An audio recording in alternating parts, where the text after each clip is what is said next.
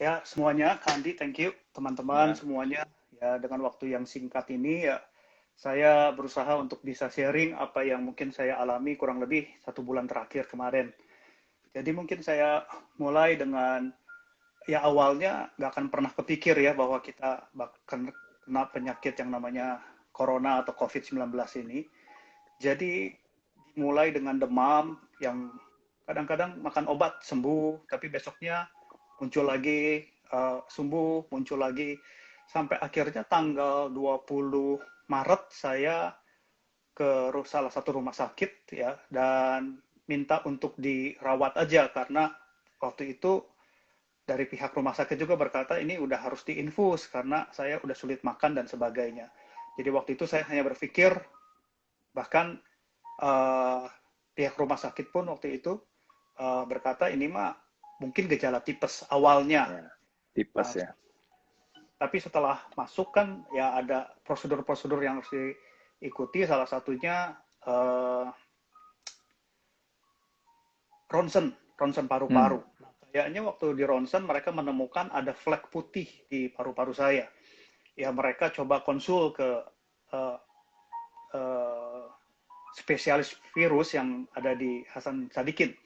Nah, tanggal 21 saya itu dijadikan suspek ya, waktu itu mungkin belum belum banyak dikenal dengan yang namanya PDP itu atau pasien dalam pengawasan.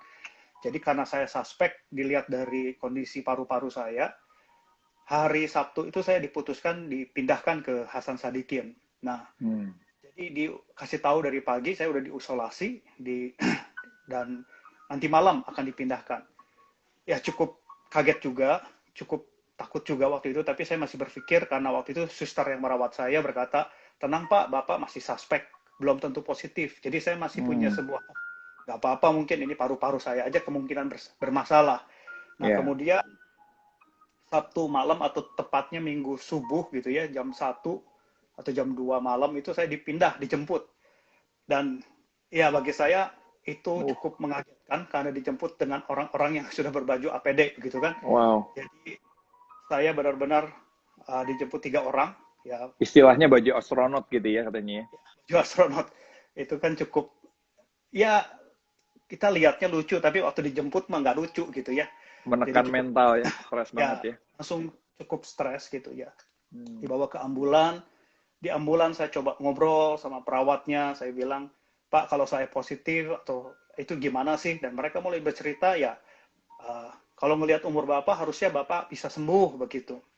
Nah jadi saya sedikit agak, ya udahlah saya pasti sembuh begitu. Hmm. Nah kemudian masuk minggu subuh, berarti minggu pagi saya di tes PCR ya, kita kenalnya dengan tes swab itu. Hmm. Dan Ya, oke. Coba Van, lagi cerita Van. Jadi lu udah dijemput dan lu tanya-tanya kemungkinan lu harusnya dari sisi umur bisa sembuh, jadi lu lebih tenang saat itu. Terus gimana ceritanya berikutnya? ya, ya saya tetap berharap bahwa hasil swab itu kan negatif kan. Jadi Ya. saya berharap udahlah 1-2 hari pulang ya. Nah itu Uh-uh. hari Minggu saya bertemu beberapa rekan juga di dalam satu ruangan, kami masih ngobrol, kami masih ya cerita-cerita sedikit lah di dalam ruangan perawatan.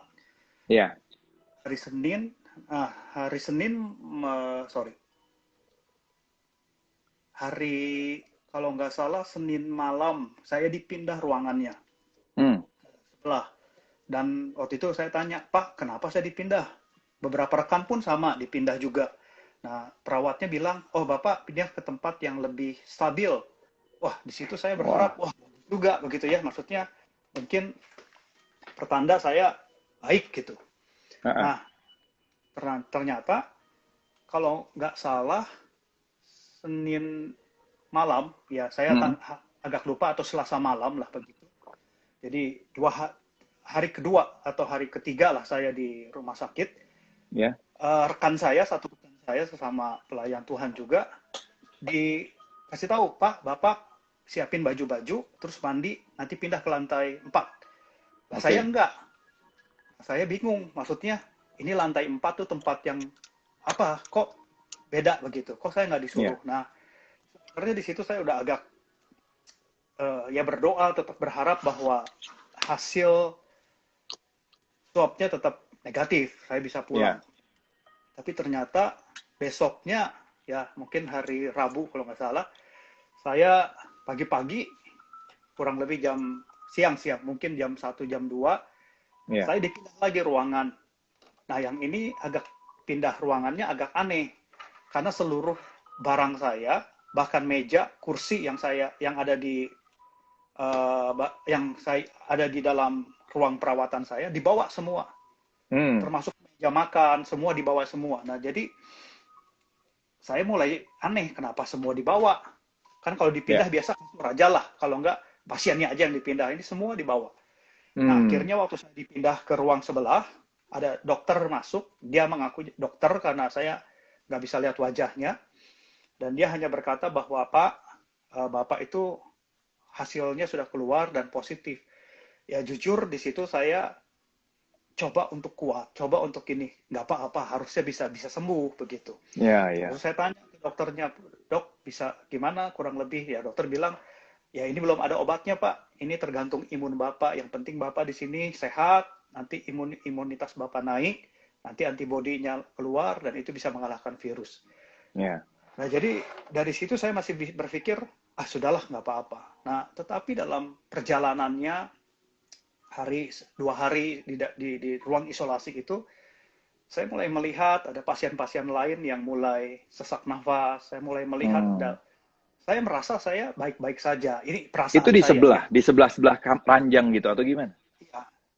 Jadi ada sekat, tapi kita Oke. bisa tahu ada sekat, tapi depannya hanya tirai.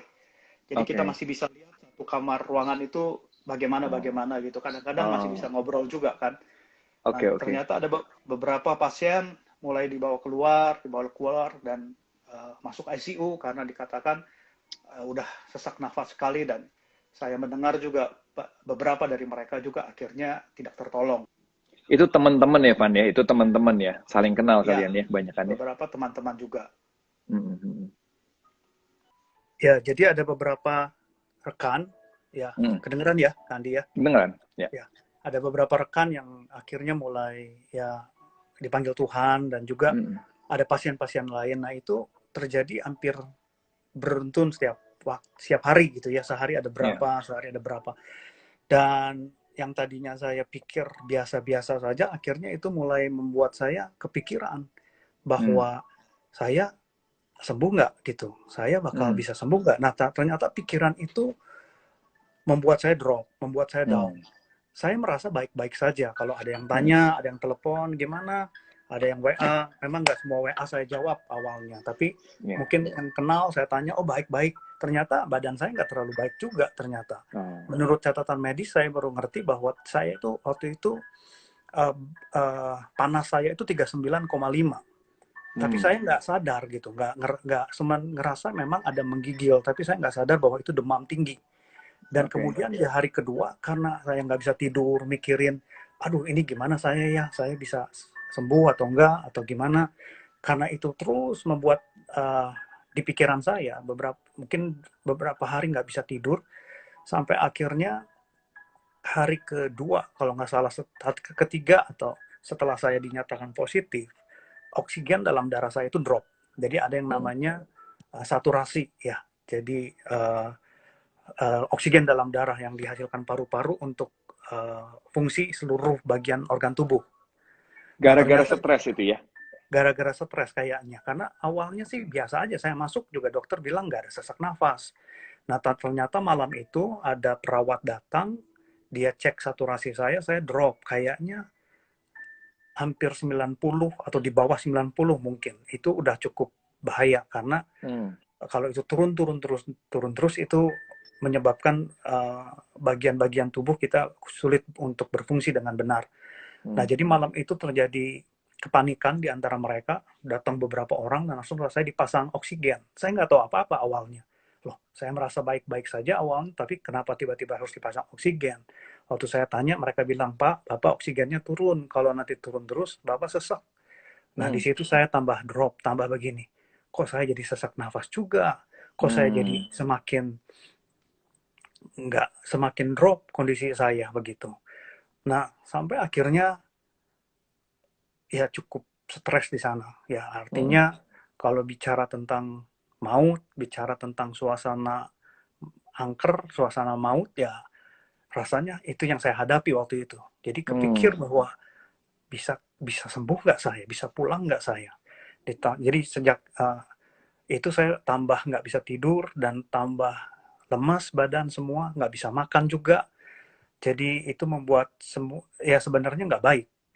Ya gimana imun mau mau bangkit, mau apa ya, mau mau jadi kuat kalau saya nggak Ya, makan, kalau ya. saya nggak bisa tidur. Padahal Mm-mm. tidur yang cukup, istirahat cukup, dan makan itu paling penting. Ya. Nah, jadi ha- mungkin hari ketiga di saat saya Mm. hari ketiga atau keempat, jadi di dalam setelah saya positif itu saya berdoa aja agak susah sebenarnya. Karena setiap Karena, berdoa, oke. karena saya Kan, berpikir, eh, benar nggak Tuhan itu bakal sembuhin saya? Jadi waktu itu benar-benar saya merasa bahwa nggak ada lagi harapan. Karena hmm. dokter bilang nggak ada obat. Mm-mm. Dan dokter bilang, ya tanda kutip, eh, gimana tergantung diri saya gitu loh, mau sembuh atau Mm-mm. enggak. Jadi Ya. disitulah saya mulai merasa bahwa semua yang kita punya, saya misalnya anggaplah saya punya uang atau punya kekuatan atau apapun, nggak bisa untuk membuat saya sembuh. Oke. Dan disitulah saya, semakin saya pikir, semakin stres gitu. Untuk berdoa itu susah, untuk percaya Gitu bahwa ya. Tuhan bakal menyembuhkan nggak gampang. Oke. Nah, sampai ada suatu hari, hari keempat kalau nggak salah, saya pagi-pagi tertidur sebentar sekali. Dari subuh saya akhirnya karena mungkin terlalu lelah, saya tertidur, tapi jam 6 pasti sudah bangun lagi. Ya, Oke. misalnya tidur jam 4, jam 6 sudah bangun. Nah, Oke. saya mulai berpikir bahwa saya nggak boleh gini. Saya Hmm. harus survive, saya harus bangkit. Nah, Hmm. pagi itu ada seorang rekan yang memberikan uh, doa kepada saya. Ya, Ya. dia memberikan sebuah doa kepada saya, dan ternyata di doa itu dibilang bahwa Tuhan pasti menyembuhkan dan Tuhan sanggup untuk menyembuhkan. Nah, Hmm. untuk percaya Tuhan untuk sanggup menyembuhkan itu nggak mudah. Ternyata Ya. saya harus perlu untuk mendorong diri saya. Hmm. Akhirnya saya mulai pegang apa yang menjadi janji firman Tuhan. Kebetulan saya membaca di dalam Mazmur 118 ayat 17 dan 18. Di situ dikatakan kurang lebih bahwa aku tidak akan mati, aku akan hidup, aku akan menceritakan perbuatan-perbuatan Tuhan. Tuhan Amin. telah menghajar aku dengan keras, tetapi Tuhan uh, menyayangkan nyawaku. Jadi saya tahu bahwa semua ini Tuhan izinkan. Sangat berat. Artinya ini bukan lagi masalah tentang nggak ada uang atau nggak bisa Hmm. makan, tapi ini Hmm. masalah saya bakal hidup atau saya bakal mati gitu kan, kurang Ya. lebih. Nah, disitulah saya belajar bahwa saya harus bangkit, saya harus dorong diri saya untuk mulai jaga pikiran saya. Saya Oke. mulai harus jaga apa yang saya dengar. Saya mulai jaga apa yang muncul dalam pikiran saya. Jadi itu peperangannya, itu perjuangannya. Hmm. Artinya setiap hari saya harus setiap kali ada pikiran, wah udah nyerah, nggak bisa, saya harus bangkit, saya harus menang, saya harus makan, saya paksa untuk perkatakan deklarasi firman Tuhan bahwa saya ini janji Tuhan yang pasti akan terjadi dalam kehidupan saya. Ya, ya, Ya, ya. bukan hal yang mudah ya Kak Andi, artinya semua juga kita bahwa bergantung sama Tuhan itu gampang kita ucapkan, tapi ternyata Hmm. nggak semudah itu dalam prakteknya. Gitu Kita ya. perlu untuk fokus, kita perlu untuk, saya nggak baca WhatsApp banyak-banyak, saya nggak baca berita, karena waktu sekali saya pernah buka berita, salah satu berita kita, judulnya aja udah begini, jenazah tidak dapat dimakamkan, aduh langsung drop lagi saya. Jadi saya nggak mau baca hal-hal seperti itu, saya nggak mau dengar lagi hal-hal seperti itu. Yang saya mau bangun adalah sembuh dan saya menceritakan perbuatan-perbuatan Tuhan. Ya, ya, ya. Nah, tapi ya melalui itu juga nggak mudah ya, ada banyak hal sampai akhirnya kondisi saya uh, berbalik jadi cukup baik. Dokter perawat juga berkata, Pak nggak usah pakai oksigen lagi, udah saturasinya udah bagus di atas 95. Dan kemudian makan saya juga cukup banyak. Saya juga coba untuk setiap pagi untuk bangun dari tempat tidur walaupun lemah, tapi saya bangun dan saya beresin ranjang saya. Jadi saya pokoknya harus menunjukkan saya harus hidup, begitulah. Nah, akhirnya setelah 10 hari saya diisolasi uh, yang positif, akhirnya saya dipindah ke lantai 2. Di lantai 2 itu adalah untuk yang tubuhnya udah lebih baik, udah stabil, udah sehat. Nah, saya berpikir bahwa saya sudah melewati satu masa yang uh, ini lebih baik nih. Saya udah cukup nggak perlu pusing. Tapi ternyata di lantai 2, memang secara fisik saya cukup sehat. Tapi ternyata trauma dan secara pikiran, mentalitas itu nggak mudah.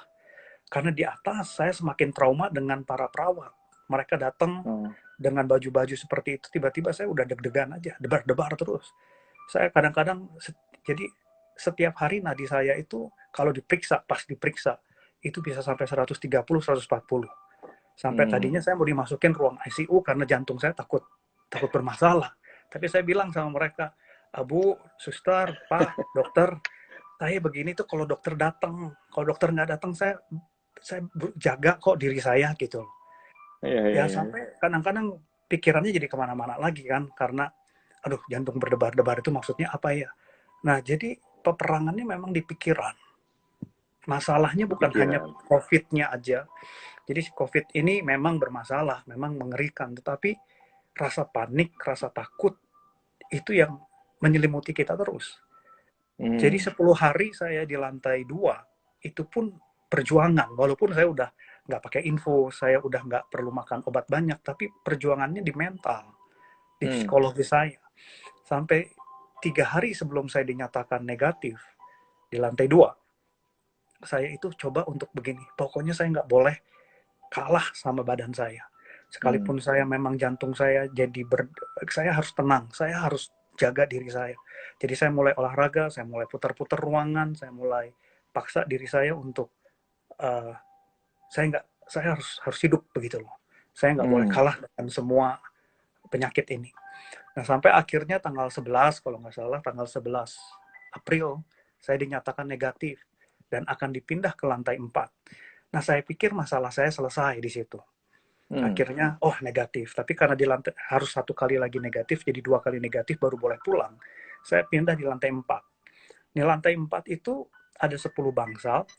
Satu bangsal isinya 4 kasur, 4 ranjang. Waktu saya pindah ada 5 orang. Itu hari Sabtu malam saya pindah ke atas, ada 5 orang. 1 orang mengisi 1 kamar, 1 bangsal. Jadi kayak saya ada 4 kasur, tapi nggak ada isinya, cuma saya doang. Ya, jadi kamar bangsal sebelah, bangsal sebelah, ke bangsal sebelah. Tapi hari besoknya ternyata semua dipindah. Jadi di lantai 4 itu memang udah lebih santai, nggak ada perawat, nggak ada dokter. Mereka hanya datang pagi hanya untuk cek, tapi sisanya mereka nggak ada di situ. Jadi waktu hari kedua saya tahu mereka pindah semua 4 orang. Itu juga mental juga bagi saya, bayangkan di rumah sakit. Kenapa mereka pindah? Kenapa mereka pindah? Ada beberapa yang memang sudah sembuh, ada beberapa yang memang punya komplikasi. Ada satu juga pindah karena yang tadinya negatif tiba-tiba jadi terindikasi positif lagi. Nah ini saya nggak tahu kenapanya. Cuman itu kan membuat saya juga nggak nyaman, membuat saya, waduh saya ternyata pindah, udah dinyatakan negatif pun, mungkin tubuh saya baik, mungkin, tapi pikiran saya nggak baik.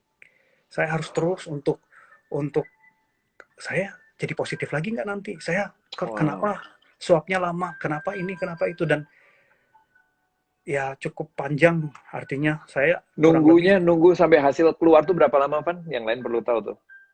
2 minggu ya? Seminggu ya. 2 minggu ya? Iya, seminggu. Kalau saya seminggu. Seminggu keluar. Jadi kita dites, seminggu lagi baru tahu negatif atau positif kan? Iya. Jadi deg-degan gitu ya? Deg-degan. Nah itu yang buat mental lagi gitu ya. Apalagi rumah sakit sebesar itu sendirian gitu loh. Itu nggak mudah. Ya artinya ada suara apapun malam-malam itu mengganggu sekali. Walaupun itu mungkin suara angin. Tapi kan karena sendirian, ya jadi aja pikirannya kemana-mana. Tambah lagi nggak karuan gitu ya. Nah cuman akhirnya tanggal 18 saya diperbolehkan pulang. Ya saya pikir juga udah beres semua situasi saya. Tapi rasanya sampai hari ini pun kalau saya mau bilang trauma itu masih ada ya. Trauma itu cukup membekas dan kalau saya memejamkan mata ingat ruang isolasi, ingat teman-teman, ingat yang semua di Hmm. rumah sakit itu pasti saya nggak nggak akan lupa lah. Artinya ya saya berdoa supaya mudah-mudahan saya bisa lebih normal dalam artian trauma-trauma ini bisa hilang. Tapi balik lagi bahwa saya kalau boleh simpulkan bahwa saya sembuh, yang pertama pasti kasih karunia Tuhan. Karena nggak ada obat, bahkan kekuatan apapun nggak bisa untuk menyembuhkan sebenarnya. Hanya kasih karunia Tuhan.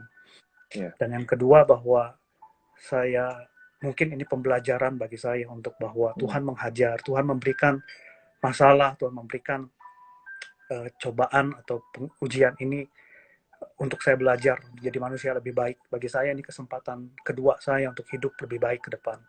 Ya, dan yang ketiga saya percaya bahwa ternyata apa yang Rasul Paulus ingatkan bahwa peperangan, pergumulan dia adalah untuk menghancurkan benteng-benteng pengenalan akan Allah itu, yang pikiran kita itu ternyata memang itu masalah kita. Ya, seperti Amsal berkata Pikiran bahwa benteng-benteng yang menghalangi pikiran kita untuk mengenal Allah ya. Ya, Kak. Jadi saya berpikir yang di Amsal dikatakan seperti kita berpikir kita akan jadi seperti itu. Jadi waktu saya berpikir saya menyerah, saya drop, badan saya drop. Tapi waktu saya pegang janji Tuhan, saya pegang rema dari Tuhan, saya pegang bahwa masih ada kesempatan untuk saya, ternyata itu bisa membawa suatu kebaikan juga bagi hidup kita semua. Mungkin itu singkatnya ya Kak Andi ya. Iya. Prakteknya ya, tadi kan kamu bilang nih, kita yang pertama berarti soal pikiran kan? Bukan cuma yang ada di rumah sakit, tapi kita yang ada di rumah-rumah pun juga sama. Di rumah terus bisa stres, bisa drop, bisa apa, nah tanpa sadar daya tahan tubuh menurun. Makanya kita harus jaga sekarang ini, mesti banyak olahraga, mesti apa, mesti bisa ketawa gitu ya, Van. Mungkin kita harus cari cara untuk bisa ketawa. Yang pasti jangan ketawa sendiri sih gitu kan. Supaya kita bisa, daya tahannya bisa oke. Cuma yang saya mau tanya, waktu di rumah sakit, kan kamu sebulan ya? Iya, sebulan 4 minggu. Untuk 4 minggu. Nah, untuk menjaga pikiran tadi bisa tetap terjaga positif, apa aja yang dilakuin? Yang pasti saya baca Alkitab lebih banyak.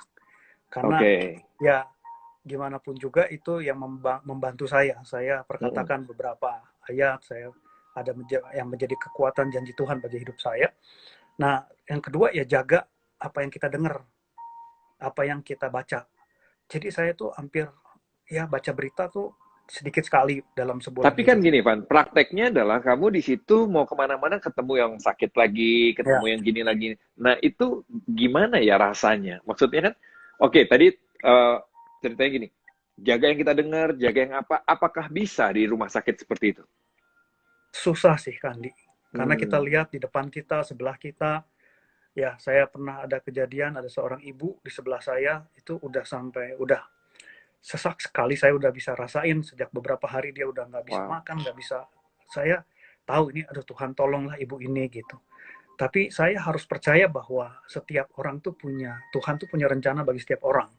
Artinya saya tetap lakukan yang terbaik. Kalau saya bisa membantu mereka, ya saya bantu. Tapi ya nggak banyak yang saya bisa bantu, kecuali doa. Doa pun kita kadang-kadang saya waktu di ruang isolasi bawah, berdoa untuk seberang saya, teriakan aja gitu. Kebetulan kenal, saya berdoa begitu. Kebetulan satu ruangan juga orang Kristen semua, jadi saya berdoa agak teriak saja gitu. Nah, jadi daripada saya berpikir melihat kengerian itu, lebih baik saya buat sesuatu yang bisa membuat saya jadi berarti sekalipun di ruang isolasi itu. Ya, jadi ada sedikit pengalaman atau kesaksian sedikit. Ada satu rekan juga masuk udah sesak nafas, udah sangat masuk tuh udah sesak sekali. Tapi nggak tahu kenapa dia minta saya untuk berdoa. Jadi saya berdoa hari pertama, hari kedua, hari ketiga, hari keempat, tiba-tiba suaranya udah jadi lebih baik, dan hari ini udah pulang ke rumah juga. Nah, jadi saya merasa bahwa ya daripada kita pikirin tentang kengerian, yang lebih baik kita coba untuk berdampak aja sama orang, kasih vitamin sama orang. Saya dibawain pisang dari rumah, saya kasih sama orang, itu rasanya lebih membuat sukacita di dalam ruangan daripada kita melihat penderitaan kita gitu loh, Kandi. Ya itu mungkin saya pengen tahu, kamu bisa ketawa nggak waktu di rumah sakit? Ketawa kalau ngelihat orang lain diambil darah. Karena Kenapa? perawat itu kan pakai APD, mereka pakai Google Glass, double, sarung tangannya kadang-kadang triple. Nggak pakai sarung tangan aja cari nadi susah, apalagi pakai sarung tangan 3. Kita itu bisa 3 kali salah ambil darah gitu. Sedangkan ambil darah itu 2-3 hari sekali. Jadi, kalau teman kita yang diambil darah, kita ketawa, bagian lu tuh susah, biasanya bisa 3 kali tusuk, Pak maaf salah, diambil lagi, Pak sini ya, coba salah lagi, pindah tangan ya Pak. Nah itu ya hal-hal begitu ya, lucu sih Kandi. Masih bisa diketawain lah ya, masih bisa. Tapi ya. Kalau yang lain sih nggak ada yang bisa diketawain Kandi. Sebaliknya waktu giliran kita yang diambil darah, kita yang stres kalau gitu ya. Iya stres. Saya kalau diambil darah, nadi saya udah paling ini nggak karuan lah. Oh iya. Nah, oke, itu soal menjaga positif ya. Teman saya ada juga yang di rumah sakit, Van, terus dia sekarang juga udah keluar, puji Tuhan, dia bilang dia dengar musik terus. Kalau dia dengar musik, dia coba pokoknya terus dia lihat ada matahari masuk lewat jendela, dia coba untuk berjemur walaupun badan nggak enak semua, tapi dia paksain supaya badan gerak, supaya badan itu nggak diem aja. Kalau tadi Fandi cerita kamu beresin kamar gitu ya, beresin kasur ya? Iya, jadi setiap pagi saya beresin kasur aja. Itu hanya Padahal untuk mendorong diri saya. Enggak. Harusnya ada yang beresin, atau enggak juga? Enggak juga. Ngapain diberesin, kan ditidurin lagi. Cuma setiap pagi saya paksain hampir hari mungkin 2 minggu terakhir saya terus lakukan itu supaya ya saya merasa bahwa saya harus kayak orang hidup begitu loh Kandi. Saya nggak boleh jadi nggak boleh kalah sama badan yang lemah gitu. Iya. Nah, Van, sebelum kita nanti bahas soal Tuhan sedikit, ini yang ada yang nanya gini, apa yang sebetulnya dibutuhkan, dukungan seperti apa yang dibutuhkan oleh teman-teman yang lagi sakit COVID nih, di rumah sakit atau apa? Sebetulnya apa yang kita bisa buat untuk teman-teman di rumah sakit? Sebisa mungkin teman-teman yang dekat, orang-orang terdekat memberikan support. Support dari orang-orang terdekat, ya mungkin dengan WA semua gitu ya? WA, dengan WA yang doa kita rekam, itu sangat membantu. Video call bisa kan, Van? Bisa, cuman saya ingat bahwa saya takut video call sebenarnya awalnya. Karena saya baru berani seminggu terakhir. Karena kalau video call saya keinget anak-anak, saya bisa pulang nggak?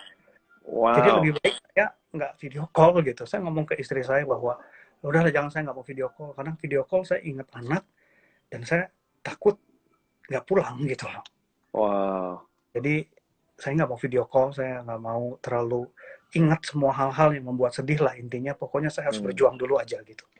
Yang pasti buat teman-teman yang lagi sakit, kita jangan kirim kabar-kabar yang kurang bagus ya. Justru mereka perlu kabar positif, kabar supaya mereka intinya bagaimana membangun pikiran mereka, semangat mereka tetap positif.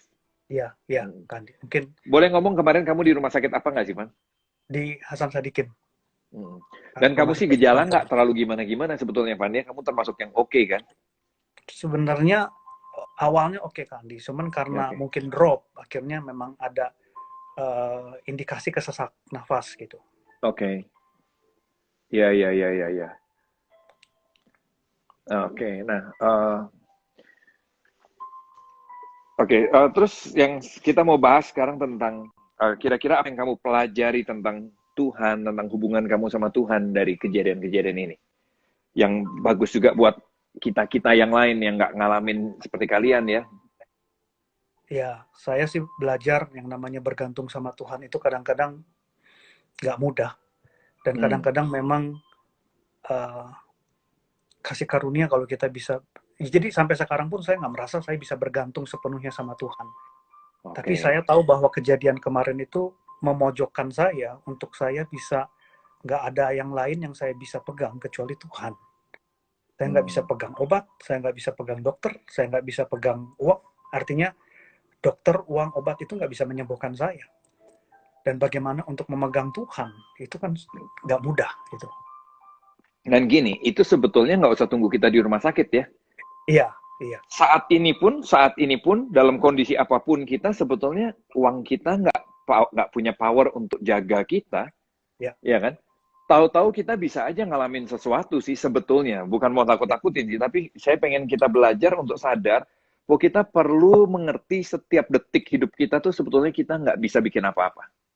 Setiap menit, setiap jam hidup kita, kita nggak bisa bikin apa-apa. Ada banyak hal bisa terjadi. Kita perlu betul-betul belajar bergantung sama Tuhan. Ya. Ya. Nah, dalam tadi terus kamu kan gini, kita belajar bergantung sama Tuhan tidak gampang. Terus apa yang harus dibuat ya kalau gitu ya? Untuk bergantung mengandalkan kasih karunia aja udah ya. Bagi Kita saya mesti sadar pertama kita kasih tuh karunia. Iya. Yang kedua kita betul-betul respon. nggak bisa apa-apa tanpa kasih Tuhan ya. Iya. Kalau Yang Tuhan kedua, nggak jaga ya kita nggak bisa percaya aja ya. benar Andi. Mungkin respon kita juga menentukan sih. Respon menentukan. Sikap hati kita ya. Iya. Kita. Jadi sikap hati. Sikap hati kita menentukan sekali. Ya walaupun itu pun ya bukan rumus yang semuanya, tetapi saya belajar respon sikap hati saya itu mau belajar bergantung sama Tuhan, dan itu yang membuat saya bisa melihat Tuhan bekerja lah. Itu seperti itu. Kamu nggak mengerti kan sampai sekarang kenapa Tuhan izinkan ini terjadi? Terutama sama teman-teman lo. Nggak mengerti ya? Kecewa? Kecewa, sedih ya. Kecewa pernah mungkin ada ya? Saya bukan kecewa, lebih kenapa. Dan nggak ada jawaban untuk itu semua. Iya. Kenapa semua harus terjadi begitu seperti ini gitu. Iya. Saya nggak ngalamin seperti kamu. Saya pernah ngalamin sakit yang lain, tapi saya nggak ngalamin yang seperti kamu. Saya cuma mau bilang bahwa ada banyak hal yang kita tuh memang nggak bisa ngerti. Sometimes kita kecewa, dan nggak apa-apa sih kita kecewa. Dalam arti, Daud pun begitu, 70% dari Mazmur itu cerita tentang dia ngeluarin unek-uneknya. Dia nggak selalu bilang, saya luar biasa, nggak. Dia bilang, saya takut, saya kecewa, saya marah, saya cemburu, saya iri hati. Saya pikir nggak apa-apa. Kita mesti tahu bahwa Tuhan kita adalah Tuhan yang bisa mengerti waktu kita kecewa. Tuhan kita adalah Tuhan yang bisa mengerti waktu kita ragu, waktu kita bimbang. Dan dia izinkan dia juga yang menguatkan kita. Karena kita pun nggak bisa bikin kita sendiri kuat tuh nggak bisa. Yuk izinkan dia yang menguatkan kita. Kira-kira gitu ya, Van ya? Iya. Bersyukur kamu masih bisa seperti sekarang, masih bisa bercerita tentang Tuhan. Bersyukur untuk itu ya. Iya, Andi. Ya, itu yang saya rasa. Ya, ini kesempatan kedua saya hidup yang harus lebih baik lagi ke depan. Iya. Aduh. Anak-anak gimana, Van? Waktu tahu gitu, waktu ketemu lagi? Iya, mereka pasti cariin saya terus ya. Namanya masih kecil. Tapi ya... Anak kamu umur berapa sih? Yang pertama umur 8 lebih lah ya. 8 tahun. Yang kedua 4 tahun. Oke. Ya, yang kedua kangen banget dong ya waktu di sana. Yang kedua itu pernah sampai nangis-nangis, pengen bareng aja di rumah sakit. Wow. Ya, cuman ya saya bilang udah nggak usah. Ya maksudnya ya gimana? Ya udah saya harus tahan diri juga gitu. Iya. Ada apa lagi yang kamu pengen cerita sama kita? Kita perlu banyak masukan dari kamu nih. Ya kita perlu belajar banyak lah di dalam kehidupan ini ya. Jangan merasa kita paling bisa, paling hebat. Ya banyak hal Tuhan izinkan terjadi dalam kehidupan kita itu untuk kita belajar, untuk ada hal yang lebih baik yang kita bisa praktekin di dalam kehidupan ini. Ya jadi saya percaya semua kejadian ini pun, kalau bagi saya percaya, bagi kita semua juga saya percaya bahwa Tuhan pengen kita menjadi orang lebih baik. Ya, dan biarlah kesempatan yang jarang saya rasa, ya kesempatan yang langka, artinya memang ini pandemi, ini mengerikan, tetapi ini kesempatan yang langka untuk kita merenung dan kita perbaiki kehidupan kita. Suatu hari waktu ini semua beres, kita jadi orang yang lebih baik. Itu ya. Setiap kali kita masih bisa hidup itu adalah kasih karunia ya. Ya. Khotbah gampang ya, Van. Khotbah tentang Tuhan jauh lebih gampang ya. Iya, gampang. Wow. Ya, mudah-mudahan kita semua diberkati, mudah-mudahan kita semua dikuatkan ya. Dan kita tahu gini, apapun yang terjadi sama kita, pikiran harus tetap positif. Apapun yang terjadi sama kita, kita harus terus positif. Karena waktu pikiran negatif, kita menyerah, di situ daya tahan tubuh menurun, akan lebih rentan kita, lebih lemah kita. Ya, jadi kita nggak berdoa untuk yang buruk dengan kita, tapi apapun yang terjadi, yuk tetap jaga positif, jaga positif. Kita bisa juga panik gara-gara masalah bisnis hari-hari ini, kita bisa panik gara-gara masalah yang lain hari-hari ini, khawatir dalam hal apapun hari-hari ini itu bisa sekali. Yuk sama-sama belajar Fandi tadi, belajar sama-sama, yuk jaga positif, pikiran positif, pikiran positif. Tonton, baca, lihat yang positif. Ya, jangan dengar yang aneh-aneh hari-hari ini, karena itu akan menurunkan banyak hal dari kita. Dan Tuhan, kalau tentang Tuhan tadi yang saya belajar dari Fandi adalah, ada banyak hal yang kita tuh terbatas sekali tentang Tuhan, kita nggak bisa mengerti, tapi gini, percayalah dia baik. Percayalah dia Allah yang luar biasa. Dia berkuasa. Belajar untuk percaya, mintalah kasih karunia untuk kita tidak menjadi lemah. Mintalah kasih karunia untuk kita bisa tetap kuat di dalam Tuhan. Ya, Pan, thank you ya. Kamu masih suka kebangun-bangun ya kalau malam atau gimana? Sekarang sih agak mending. Awal-awal nggak bisa tidur, tetap di rumah pun nggak bisa tidur. Awal-awal kamu cerita sama saya aja suaranya getar-getar ya, nggak? Masih enggak. Ini ya. Enggak juga.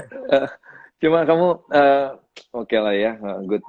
Nggak bisa tidur. Sekarang kalau lihat berita COVID gitu, udah ngikutin lagi atau kamu masih belum mau dengar? Pilih, Sandi. Saya pilih ya? yang baik. Saya pilih yang jumlah yang sembuh lebih banyak, kesaksian orang sembuh. Berita-berita yang lain katanya membuat kita Van, lebih... saya dengar kan gini, Van, ada banyak juga yang ngomongin ya, Van. Tadi waktu kita putus saya bilang sih, misalnya gini, katanya kok kalian bilang tipes, padahal kan kalian COVID. Saya bilang memang dokter juga waktu itu nggak tahu kalau tipes, kalau COVID kan, ini virus yang baru. Jadi semua memang saat itu diduganya tipes. Kamu bisa kasih masukan nggak buat teman-teman yang di luar, yang nggak mengalami hal yang seperti kalian alami, kira-kira sebaiknya kita bagaimana sih sikap satu dengan yang lain itu? Sebagai keluarga besar yang merasakan musibah nih, Van ya. Kamu bisa kasih masukan nggak buat kita? Salah mengerti apa yang kita lakukan nih? Ya, saya sih rasanya untuk berkomentar tentang terlalu luas juga nggak bisa, kan dia. Tapi mungkin bagi saya, ya pasti kami pun banyak, dari sisi saya pribadi lah, artinya nggak mudah menjadi seorang pasien corona, apalagi di awal-awal seperti saya. Karena tekanan itu masih banyak yang nggak tahu itu tadi ya, dokter nggak tahu, ini nggak tahu. Terus. Tekanan itu kan bukan cuma dari penyakitnya saja, tetapi tekanan dari luar. Yang orang-orang cuma pengen tahu, kepo, apalagi hoax. Saya pernah ada dengar beberapa sampai yang bilang saya kritis, saya bahkan sudah nggak ada. Dan itu kan, apa ya, maksud saya, ya saya lebih baik kita dalam situasi ini lebih banyak tenang gitu ya, menanggapi banyak hal. Karena waktu kamu di rumah sakit, berita itu sampai ke kamu? Ada yang telepon tiba-tiba dari Jakarta bilang, "Oh, kamu masih angkat." Aduh, puji Tuhan. Ya ampun. Kenapa, Om? Wah, saya dengarnya aneh-aneh. Ya, saya bilang enggak, saya masih bisa masih hidup. Walaupun ya berat lah waktu itu, mikir mati itu takut sekali. Pokoknya saya nggak mau mikir mati aja. Nggak mau mikir tentang hal-hal yang buruk. Tapi ya untuk semua ya di awal-awal memang kita nggak tahu. Saya pikir pun saya tipes gitu kan. Dokter pun menganggap saya tipes. Sampai paru-paru terlihat dan mereka merasa kok aneh gitu. Nah, itu baru ketahuan. Iya. Jadi teman-teman, yuk kita jangan bikin berita-berita hoax, jangan ikut nyebarin yang negatif-negatif tentang teman-teman yang lagi sakit juga, atau siapapun juga. Karena ini virus yang betul-betul semua orang bingung, semua orang nggak tahu. Daripada kita malah saling menghancurkan, saling menyerang, yuk kita saling membangun, saling yang positif aja, dan memberi semangat buat teman-teman yang lagi mengalami musibah. Bersyukur kita nggak mengalami musibah. Jangan ikut menekan mereka yang mengalami musibah. Seperti tadi dibilang, kena sakitnya aja udah neken banget gitu loh. Apalagi terus diomongin orang, digosipin orang, dibully, disalah-salahin. Siapa sih yang mau begitu? Kira-kira begitu ya. Siapa yang mau sakit? Siapa sih yang mau ini? gitu. Yuk kita sama-sama belajar menjadi pribadi, jadi manusia yang lebih positif satu sama lain, jadi manusia yang lebih suka membangun satu sama lain. Wow, seneng dengernya Van. Thank you buat semuanya Ya, ya. ya, Thank terima you buat kasih untuk semuanya. kesempatannya juga, Andi, semuanya. Hmm. Ya, Ya. Dan buat keluarga besar yang lagi banyak kehilangan, Van, saya juga ikut bersimpati ya. Saya berdoa supaya kekuatan Tuhan kasih sama kalian ya. ya, Dan terima kasih. sorry buat kita yang di luar yang banyak ngomongin, banyak nyerang. Saya pikir saya juga ikut sedih dengan itu semua dan ya dalam kebodohan kita semua kita melakukan banyak kesalahan. Kita saling menjatuhkan satu sama lain, tapi saya harap ini menjadi pelajaran bersama untuk jadi lebih baik ya, Van. Ya, Andi. Ya, Saya harap kamu dan keluarga dan semua teman-teman bisa terus makin bagus. Sama seperti kita juga semua bisa makin bagus. Saya harap yang sehat tetaplah sehat, yang sakit bisa sembuh. Tapi satu hal tadi juga gini, hidup dan mati ada di tangan Tuhan. Kalau Fandi hari ini bisa sembuh, puji Tuhan. Tapi kalaupun ada teman yang dipanggil Tuhan, atau kalaupun sampai suatu hari memang umur kita sudah ada batasnya, kita harus memang siap dari sejak sekarang. Ya. Seperti kita menyiapkan diri pun waktu menghadapinya kadang-kadang masih goyang. Apalagi kalau kita nggak serius menyiapkan diri kita. Yuk benar-benar belajar percaya sama Tuhan, belajar menyerahkan semuanya sama Tuhan, bukan sekedar ke gereja, bukan sekedar beragama, tapi betul-betul belajar percaya sama Tuhan. Sehingga apapun yang kita takutkan, belajar serahin sama Tuhan. Dari yang kecil sampai yang paling besar. Supaya apapun yang terjadi sama hidup kita bisa terus tetap aman di dalam Tuhan. Gitu ya, Van ya?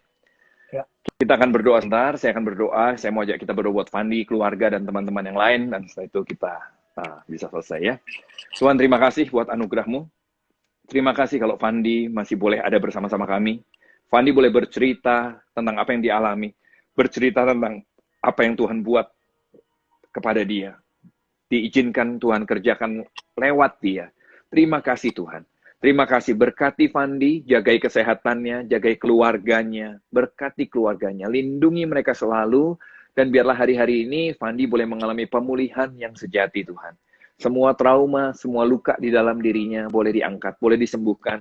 Tuhan boleh membalikkannya justru menjadi hal yang positif buat Fandi dan buat lingkungan sekitarnya, buat keluarganya. Suatu peristiwa yang nggak akan pernah mereka lupakan, dan biarlah ini menjadi suatu yang banyak membuat mereka belajar banyak, membuat mereka menjadi jauh lebih dewasa. Tuhan, kami berdoa buat teman-teman yang menjadi korban COVID, kami berdoa buat teman-teman yang masih ada di rumah sakit, ataupun di rumah tapi sedang sakit. Doa minta kekuatan daripada Tuhan. Penghiburan dari Tuhan, sukacita daripada Tuhan, biarlah turun atas mereka saat ini. Tuhan, kami minta kesembuhan-Mu atas bangsa ini, kesembuhan-Mu atas dunia ini, sembuhkan kami Tuhan, sembuhkan kami Tuhan. Sebab kami nggak bisa mengatasi apa-apa sampai saat ini dengan virus ini, kami perlu pertolongan Tuhan. Kami minta biar obat-obatannya boleh segera ditemukan Tuhan, mampukan kami, supaya semua ini boleh segera berlalu. Tuhan berkati kami semua yang juga mendengar, biar Tuhan, perlindungan Tuhan juga turun atas kami, Tuhan jagai kami.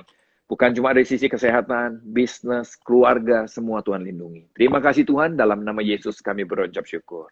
Amin. Pan, thank you ya. ya, thank you Andi. Sekali Thank you lagi. semua. Oke, God bless you. Bye-bye, Van.